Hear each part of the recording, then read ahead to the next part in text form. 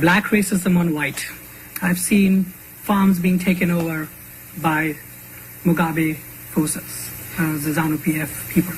What is the African Union doing to, when we talk about racism from Africa and we bash colonialists, and we actually are doing that to their citizens right there, what are you going to do to recompensate and rehabilitate those citizens who have been there for 4 generations, 5 generations? What is African Union going to do for that? Okay, I like the fact that you're putting a timeline there. See, with history, we have a tendency to say, well, let's start the story from here moving forward. But let's not talk about the story going back. In Zimbabwe, you have to say, how did we get there? Let me take 1 minute and summarize it for you.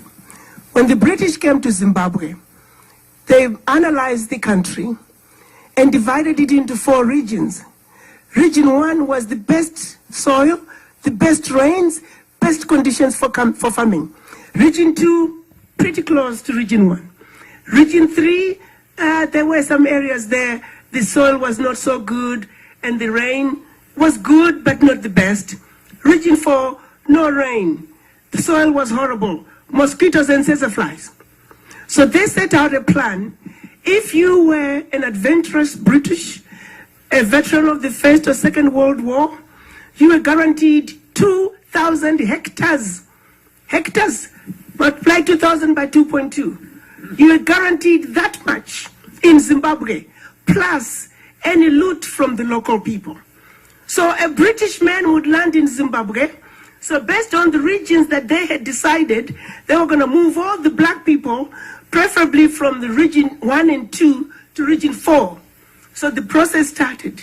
And how did a British map up their land? You got on a horse, they'll tell you this region. Get on a horse and you ride in one direction for a day until either you or your horse were tired. You put your bag. Tomorrow morning you do the same thing. So it took 4 days for the Englishman to map up his land. At the end of the 4 days, everything in it is yours. And the people who lived on that land were told, in this direction, go past this mountain. In this direction, go past this river. They left with whatever they could carry. The chickens, the goats, the cows, they were theirs. And some of them were not so lucky. You barely settled again when another Englishman came, and he was given that part. And there you were again. Slowly the process of moving black people to the west parts of the country started, and it was finally completed in the 50s. Now, you want to ask me who needs to be compensated? Are you with me? Yes. So we got to go to the beginning.